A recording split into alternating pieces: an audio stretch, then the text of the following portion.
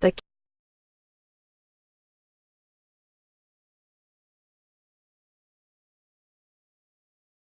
Carolina Panthers are facing scrutiny from the NFL after quickly clearing quarterback Cam Newton to play Sunday, less than 2 weeks after a league mandate requiring more extensive concussion testing for players demonstrating obvious symptoms.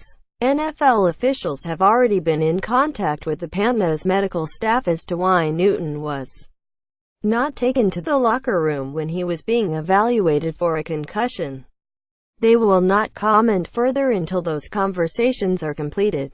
Newton was slow to get up after New Orleans Saints defensive tackle David Onyemata hit him with 8 minutes, 26 seconds remaining in the Panthers' 31-26 loss. He was replaced by backup Derek Anderson, and, as he moved toward the sideline, Newton went to the ground and appeared to be pointing toward his right eye.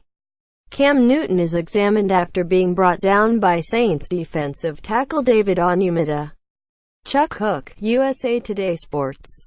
Panthers coach Ron Rivera said after the game that Newton had been poked in the eye, but in revisions to its concussion policy announced Dec.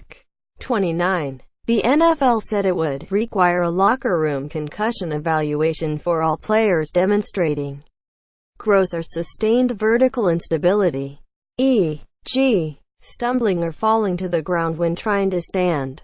Quote, those symptoms appeared to match Newton's actions, but the Panthers never took Newton to the locker room. Instead, they announced he was tested for a concussion on the blue sideline tent and cleared. He returned to the game for the Panthers' next series and threw a 56-yard touchdown pass to tailback Christian McCaffrey on his third play back. Newton also said the injury was to his eye. I know it was precautionary things for a concussion, Newton said, but it wasn't a hit to the head, it was my eye.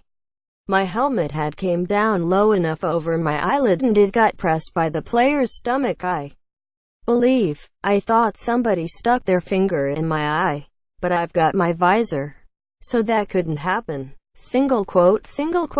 Even if the Panthers were primarily concerned about Newton's eye, their decision to eschew a locker room trip at a time when they were trying to erase a deficit and advance in the postseason will merit a closer look by league and union officials.